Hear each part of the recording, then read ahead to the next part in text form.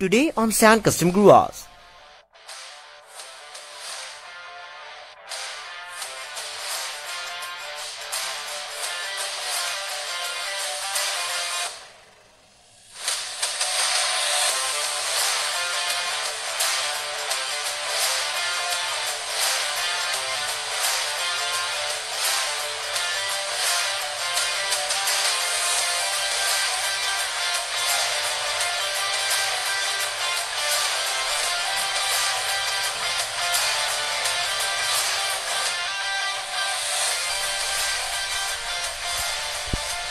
Hello guys, welcome back to San Custom Guruas once again.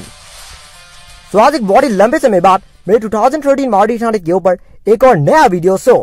मेरी car के repairing का काम कंप्लीट हुए लगभग एक साल ही होने वाले हैं, क्योंकि मैंने अपनी कार के रिपेयरिंग का काम 2020 के दिसंबर के एकदम एंड तक किया था। फिर उसके बाद मैंने ये कहा था कि और कुछ महीने बाद मेरी कार का इंटीरियर का काम भी होने वाले, पर अनफॉर्चुनेटली वैसा हो नहीं पाया, क्योंकि उसके बाद फिर से लॉकडाउन हो गया, जिसकी वजह से हमें प्लान चेंज करना पड़ा। और आज तकरीबन एक साल बाद भी मेरी कार का इंटीरियर बिल्कुल वैसा का वैसा ही है जैसे कि आज से तकरीबन एक साल पहले था।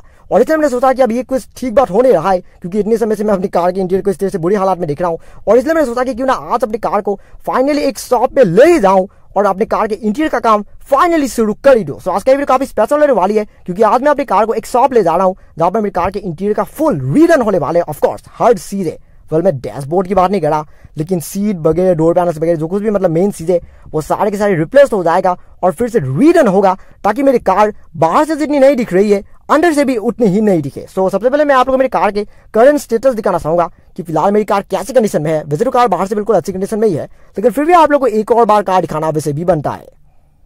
हाँ, ये मेरी कार जिसकी मैं बात कर रहा था।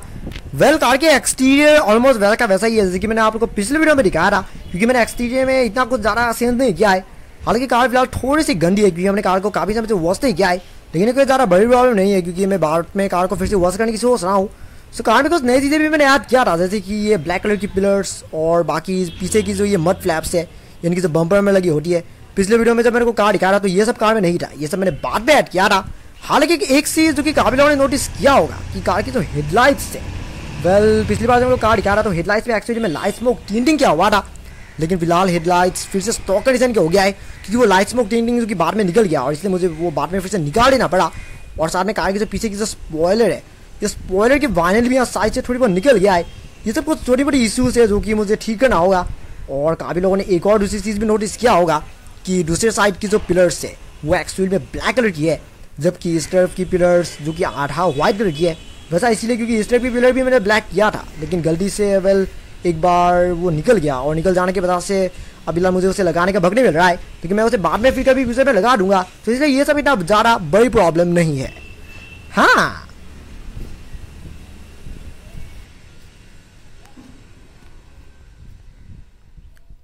एक्सटीरियर तो आप लोगों ने कहा देख ही लिया। एक्सटीरियर में ज़्यादा कोई प्रॉब्लम नहीं है, बस कुछ छोटी मोटी इश्यूज है जो कि मेरी खुद का मॉडिफिकेशन है, और वो सब चीज़ें अगर करेक्ट कर देंगे तो कार बाहर से बिल्कुल परफेक्ट हो जाएगा। तो इसलिए एक्सटीरियर को लेकर मुझे कोई चिंता करने की जरूरत नहीं है। लेकिन फिलहाल जो मेन प्रॉब्लम है वो है कार का इंटीरियर। ये देख सकते हैं आप, सीट का क्या हालात हो गया है। ये कार जितनी पुरानी है उसके हिसाब से इसके इंटीरियर का हालात कुछ ज़्यादा ही खराब हो गया है। इसका अभी तक 9 साल भी पूरा नहीं हुआ है। 2021 के फरवरी तक तो बस इसका 8 साल ही पूरा हुआ है, पर उसके बावजूद भी इसका इंटीरियर का ये हालत हो गया है। सीट वगैरह देखने से ऐसा लगता है कि मानो ये तकरीबन 20 साल पुरानी कार हो, जबकि इन रियलिटी में ये सिर्फ 8 साल पुराना है। ये कार जितनी पुरानी है उसके हिसाब से कुछ ज़्यादा ही बुरी कंडीशन की हो गया है। और वैसा इसीलिए क्योंकि मेरे डैड इस कार को डेली ड्राइवर के तौर पे यूज़ करते थे। वो इस कार को हर दिन ऑफिस ले जाते थे, और उनके दोस्त वगैरह भी कार में उठते थे, और उसी की वजह से इसका ये हालत हो गया है। फिलहाल जो मैंने प्लान किया है वो ये है कि ये जो सीट देख रहे हैं आप, ओरिजिनली मारुति 800 की सीट इतना नीचे नहीं होता था, पर ये कुछ ज़्यादा ही नीचे चला गया है। जनरली सीट यहाँ से लगभग यहाँ तक था। जब हमने कार को एकदम ब्रांड न्यू खरीदा था तो सीट लगभग इतना तक ही था, लेकिन अभी कुछ ज़्यादा नीचे चला गया है।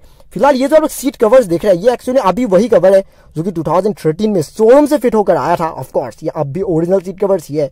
और फिलहाल सीट कवर्स की हालात कुछ ज़्यादा ही खराब हो गया है। ये सब देख सकते आप, साइड से पूरा फट गया है। और फिलहाल जो मेरा मेन प्लान है वो ये है कि अंडर स्पोन्स डालना, क्योंकि सीट को ज़्यादा नीचे चला गया है जैसे कि अभी मैंने कहा। इसलिए फिलहाल हमें अंडर स्पोन्स डालना होगा जिससे सीट थोड़ा सा ऊपर हो जाए और फिर से उसी लेवल में आ जाए जिस लेवल में ओरिजिनली कंपनियां इन कार्स पे देते थे। अगर पीछे के सीट की बात करें तो पीछे के सीट भी लगभग वैसी ही कंडीशन में है। ये देख सकते हैं आपकी हालत हो गया है। और वहाँ साइड से ये वाला हिस्सा उतना खराब नहीं है, लेकिन वहाँ साइड से थोड़ी बहुत फटा हुआ है, तो इसीलिए ये सब भी बदलना होगा। और हो सके तो मैं कार के डोर पैनल्स को भी बदलने की सोच रहा हूँ। डोर पैनल्स को बदलने से अच्छा है कि ये जो कार की ये पुरानी डोर पैनल्स है इन्हें फिर से रीडन कर दूँ, क्योंकि ये इतनी बुरी कंडीशन नहीं है। बस यहाँ पर कुछ कॉर्नर्स में कुछ बहुत स्क्रैचेस लगाए और बाकी थोड़ी बहुत दाग लग गया है। सो इसीलिए अगर इन्हें फिर से रीडन करेंगे तो इसके साथ काम बन जाएगा। और हो सके तो मैं कार के रूफ लाइनर में भी कुछ करने की सोच रहा हूँ, लेकिन फिलहाल मुझे एक ही चीज़ का डर है कि अगर मैं रूफ लाइनर में कुछ करूँगा तो हो सकता है कि अंदर पानी लीक होना शुरू हो जाए। सो इसीलिए फिलहाल रूफ लाइनर के लिए मैं 100% श्योर नहीं हूँ कि मैं रूफ लाइनर को एक्चुअल में बदलूंगा या नहीं, लेकिन सीट वगैरह और बाकी जो कुछ भी सब डोर पैनल जैसे सीधे ये सब तो बदलने वाले हैं। फिलहाल यहाँ फ्लोर की हालात भी कुछ खास अच्छी नहीं है, यानी कि मैं इन फ्लोर मैट्स की बात कर रहा हूँ। ये सब मैट्स भी जो कि 2013 में लगाया गया था और इतने साल से इसकी इंटीरियर अब भी वैसा का वैसा ही है। वेल अंदर की जो ये आप लोग पेंट देख रहे हैं ये भी ओरिजिनल पेंट ही है, क्योंकि कार को बस बाहर से रीपेंट किया गया था, लेकिन अंदर की जो पेंट है ये अब भी वो 2013 का ही पेंट है जो कि कार में ओरिजिनली कंपनी से होकर आया था। मैं फिलहाल इंटीरियर को रीपेंट तो नहीं करने वाला, लेकिन ये जो पुरानी वाली पेंट है इसे थोड़ा सा क्लीन कर देंगे ताकि ये देखने में थोड़ी बहुत अंदर से और ज़्यादा नई जैसे दिखने लगे। सो कार बाहर से जितनी नई दिखती है उसके हिसाब से अंदर से कुछ ज़्यादा ही पुराना दिखता है। अंदर से जब आप कार के अंदर बैठते हैं तो ऐसा लगता है कि मानो आप कोई 20 साल पुरानी कार में बैठ रहे हैं, जबकि इन रियलिटी में ये सिर्फ 8 ईयर्स पुराना है। ये कार जितनी पुरानी है उसके हिसाब से अंदर से कुछ ज़्यादा ही खराब हो गया है, और इसलिए ही तो मैंने सोचा है कि इसकी इंटीरियर को फिर से रीडन करेंगे ताकि ये कार बाहर से जितनी नई दिख रही है अंदर से भी उतनी ही नहीं दिखे। सो दोस्तों आज के लिए बस इतना ही। फिर आ रही है मेरी एक और नई वीडियो में, जिसमें मैं आप लोग ऐसे ही और भी कमाल की और मेरी कार के ऊपर और काफ़ी सारे वीडियोस आने वाले हैं, क्योंकि फिलहाल आज मैं अपनी कार को विस्पी शॉप ले जा रहा हूँ।